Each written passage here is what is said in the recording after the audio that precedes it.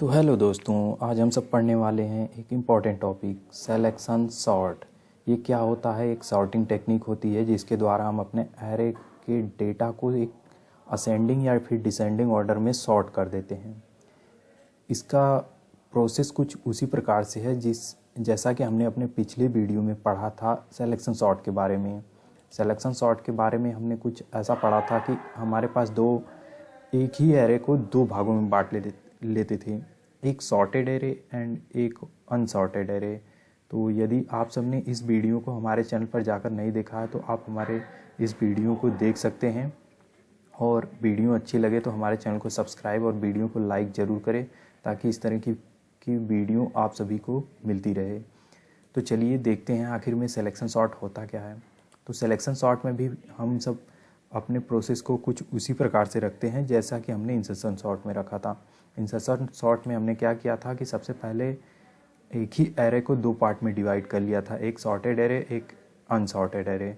Sorted array में हमने क्या लिया था कि एक एलिमेंट को ले लिया था। यहाँ पर इन सिलेक्शन सॉर्ट में क्या होगा कि हम भी यहाँ पर भी इस एरे को जो है कि दो भागों में डिवाइड कर लेंगे, एक हमारा सॉर्टेड एरे हो जाएगा, एक अनसॉर्टेड एरे। लेकिन उसमें डिफरेंट क्या है कि उसमें एक एलिमेंट को लिया था, इसमें एक भी एलिमेंट को सॉर्टेड एरे में नहीं लेना है।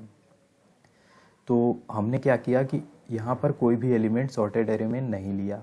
अब इसका प्रक्रिया कुछ इस प्रकार से होने वाला है कि सबसे पहले हम अनसॉर्टेड में सबसे छोटी वैल्यू को सर्च करेंगे, देन उसके बाद उसको फर्स्ट वाले इंडेक्स वाले वैल्यू के साथ स्वैप कर देंगे। देन एक वैल्यू हमारी सॉर्ट हो जाने के बाद यहाँ से मान लीजिए हमारी एक वैल्यू सॉर्ट हो गई, देन उसके बाद फिर हम अनसॉर्टेड एरे में सबसे छोटी वैल्यू को खोजेंगे।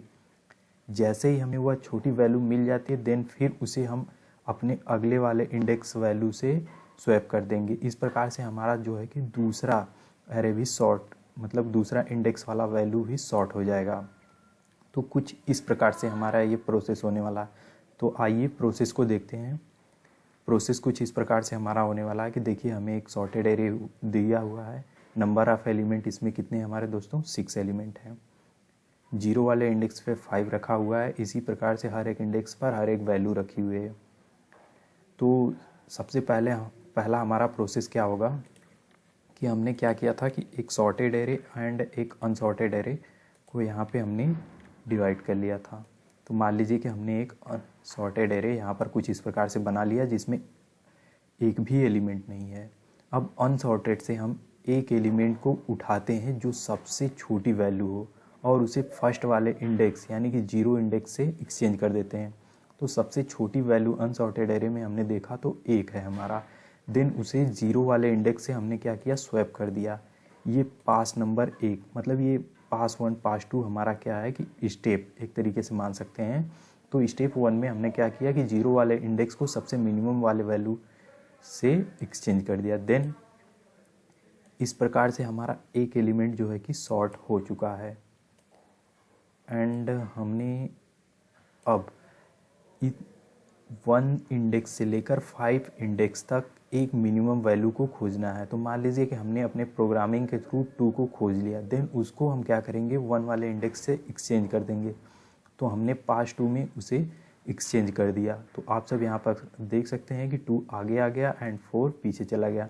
इसी प्रकार से अब हम सब एक अगले वाले मिनिमम वैल्यू को खोजेंगे। मिनिमम वैल्यू हमारा 4 है, लेकिन इसका इंडेक्स भी वही है जहाँ हमें इसे एक्सचेंज करना था, तो इसलिए हम इसे यहीं पर रहने देंगे। हम अगले स्टेप की तरफ बढ़ जाएंगे। अगला स्टेप फिर हमारा वही होगा, सबसे छोटी वैल्यू को खोजते हैं एंड देन इसके आगे वाले इंडेक्स से एक्सचेंज कर देते हैं सॉर्टेड एरे के आगे वाले इंडेक्स से। तो हमने यहाँ से 5 और 6 को एक्सचेंज कर दिया। देन हमारा यहाँ तक अब जो है कि एरे सॉर्ट हो चुका है इस साइड का। एंड इसके बाद हमारे बचते हैं 2 एलिमेंट। 2 एलिमेंट में हमने क्या किया कि इस वाले इंडेक्स और इस वाले इंडेक्स को एक्सचेंज कर दिया, क्योंकि हमारा जो है कि 6 छोटा वैल्यू है। तो कुछ इस प्रकार से हमारा यहाँ तक सॉर्ट एरे मिल चुका है। लेकिन लास्ट में एलिमेंट जो दोस्तों बचता है वह सबसे बड़ा ही होता है। तो इसलिए हमारे नंबर ऑफ पासेस कितने यहाँ पर लगे 5 पासेस, जबकि हमारा एलिमेंट कितना था 6। तो कुछ इस प्रकार से हमारा प्रोग्रामिंग रहने वाला है।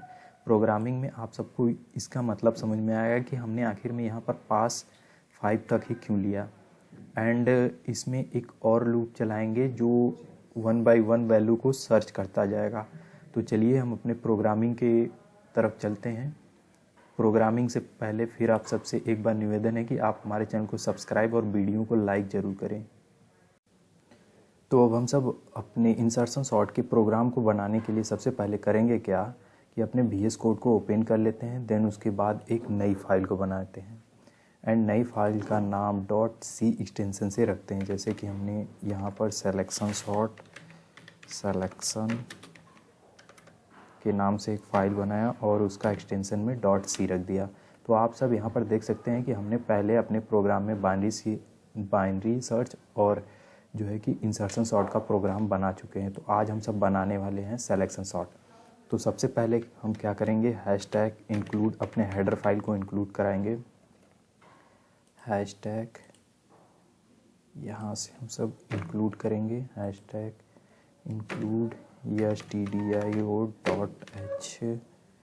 देन उसके बाद क्या करेंगे, हम सब अपने एक इंट मेन नाम का फंक्शन बनाएंगे।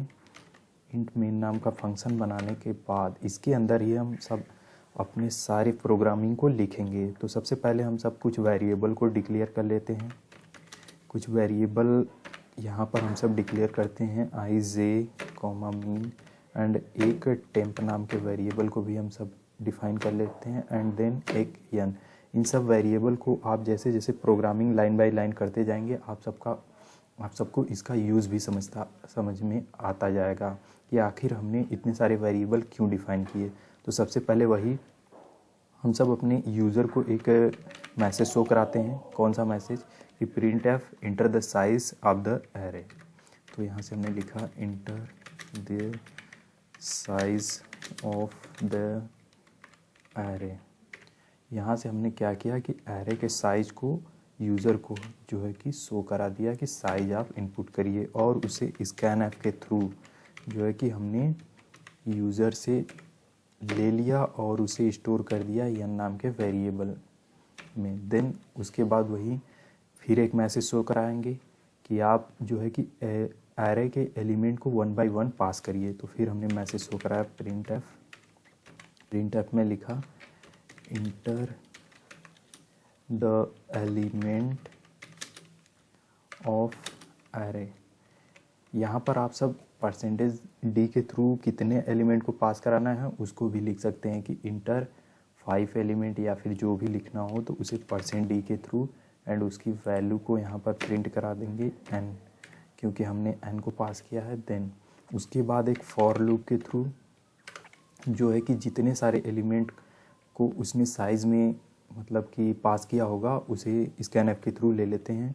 i = 0 एंड i की वैल्यू को कंडीशन के थ्रू डिफाइन कर देते हैं less than n and i++। Then उसके बाद स्कैनफ के थ्रू जो है कि हम इन सारी वैल्यू को ले लेते हैं %d एंड यहाँ से एड्रेस एंड एक एरे को अभी हम सब डिफ़ाइन कर लेते हैं। देन इसके अंदर 1 बाई 1 वैल्यू को स्टोर करते जाते हैं। तो हमने यहाँ पर वैल्यू को स्टोर कर लिया।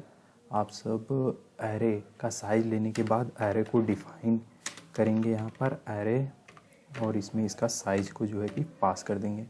हमने ऐसा कर लिया। देन उसके बाद यूज़र से जो है कि एरे को भी ले लिया। अब इसके बाद हमारा मेन प्रोग्रामिंग शुरू होता है कि हम सब एरे को सॉर्ट कैसे करेंगे। तो उसके लिए सबसे पहले हम सब चलते हैं अपने इस मेथड में। हम एक लूप चलाएंगे कितनी बार, जितना एलिमेंट रहेगा उससे एक कम, यानी कि यदि हमें 5 एलिमेंट दिया हुआ है तो उससे एक कम तक लूप चलाएंगे। जैसा कि हमें 6 एलिमेंट दिया हुआ था तो हमारी ये 5 स्टेप में जो है कि सॉर्टिंग हो चुकी थी। तो हम करते हैं अपना एक फॉर लूप चलाते हैं। इसमें i की वैल्यू 0 से इनिशलाइज करते हैं। देन इसमें कंडीशन लिखते हैं i = n-1 एंड i की वैल्यू को लगातार इंक्रीज करते जाते हैं और कर्ली ब्रेसेस के अंदर अब क्या करेंगे, हम एक मीन नाम का वेरिएबल बनाएंगे जिसमें i की वैल्यू को पास कर देंगे। देन उसके बाद हमने ऐसा क्यों किया आपको इसका मतलब जस्ट अभी थोड़ी देर में समझ आने वाला है। तो इससे पहले हम सब एक और लूप चला लेते हैं ताकि हमें ये इस लूप से जो है कि इसमें से सबसे छोटी वैल्यू सर्च करके मिल जाए। तो उसी लिए हम दूसरे लूप को चलाते हैं। जे की वैल्यू को हम सब i+1 से इंक्रीज कर मतलब इनिशलाइज करते हैं। देन जे की वैल्यू को लेस देन n तक चलाते हैं एंड जे की वैल्यू को लगातार इंक्रीज करते जाते हैं 1 से, और इसे कर्ली ब्रैकेट के अंदर इसके हम सब क्या लिखते हैं, अपनी कंडीशन को लिखते हैं कि इफ़ यदि एरे का जो है कि जेवा इंडेक्स पर रखा एलिमेंट यदि लेस देन है एरे के मीन वैल्यू से यदि लेस है, देन हम क्या करेंगे कि मीन की वैल्यू को इंक्रीज करके ले आएंगे अपने जे वाले इंडेक्स पर। जे वाले इंडेक्स पर लाने के बाद इसी प्रकार से ये हमारा क्रम चलता रहेगा। देन उसके बाद लास्ट में होगा क्या, तो हमने यहाँ पर किया क्या कि मीन नाम के वेरिएबल में जे की वैल्यू को स्टोर कर दिया। देन उसके बाद हम सब इसे स्वैप कर देंगे वैल्यू। यदि इफ़ हमारा जो है कि मीन का वैल्यू यदि नॉट इज इक्वल टू आई रहता है, देन उसके बाद हम सब क्या करेंगे, टेम्प नाम के वेरिएबल में हम सब वैल्यू स्टोर कर देंगे एरे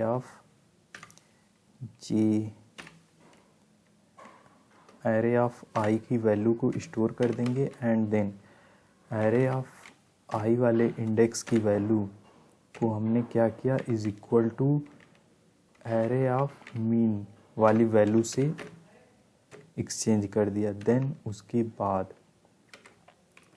एरे के जो मीन वाली वैल्यू होगी देन उसे हम सब क्या करेंगे इज इक्वल टू टेम्प वाली वैल्यू को ला देंगे। देन इस प्रकार से कुछ हमारा ये जो है कि स्वैप हो जाएगा। यदि आप सब स्वैपिंग के बारे में नहीं जानते तो आप हमारे चैनल पर विजिट करके स्वैप वाले प्रोग्राम को देख सकते हैं कि आखिर में हम सब एक एरे में दो वैल्यू को एक्सचेंज कैसे करते हैं। तो यहाँ से हमारा ये कुछ इस प्रकार से जो है कि स्वैपिंग हो चुका है। देन उसके बाद क्या करेंगे कि प्रिंट एफ हम सब अपने जो है कि एरे सॉर्टेड एरे को प्रिंट कराएंगे। यहाँ पर लिखेंगे sorted array is \n। Then उसके बाद यहाँ से हम सब फॉर लूप के थ्रू जो है कि क्या करेंगे, अपने एरे को प्रिंट करा देते हैं i is equal to 0 and i less than n and i की वैल्यू को प्लस कर देते हैं इंक्रीज। देन कर्ली ब्रेसेस लिखते हैं, इसके अंदर स्कैन एफ के through %d then array of आई वाले इंडेक्स को लगातार प्रिंट कराते जाते हैं। यहाँ से हमारा प्रिंट एफ अब इस प्रकार से हमारा जो है कि कुछ प्रोग्राम बनकर तैयार हो चुका है। यहाँ से हम सब यहाँ लगा लेते हैं। देन उसके बाद अब हम अपने जो है कि प्रोग्राम को रन कराने के बाद 1 बाय 1 स्टेप को समझ लेते हैं कि आखिर में हमने इस प्रोग्राम को बनाया कैसे और इस लाइन का मतलब क्या है। तो पहले प्रोग्राम को रन कराते हैं।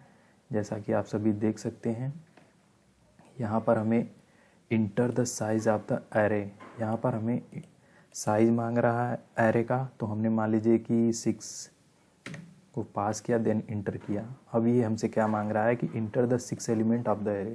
तो हमने 6 एलिमेंट मान लीजिए 15, 12, 14, 16, देन 85, 2 हो चुका है। देन उसके बाद हमारा जो है कि यहाँ पर देखिए हमने स्कैन एफ लगा दिया, इसके लिए हमारा जो है कि वैल्यू प्रिंट नहीं हो पाया। तो इसे सबसे पहले हम सब सुधार लेते हैं। यहाँ प्रिंट एफ होगा क्योंकि हमने एरो को प्रिंट कराया है, ना कि एक एक वैल्यू को ले रहे हैं।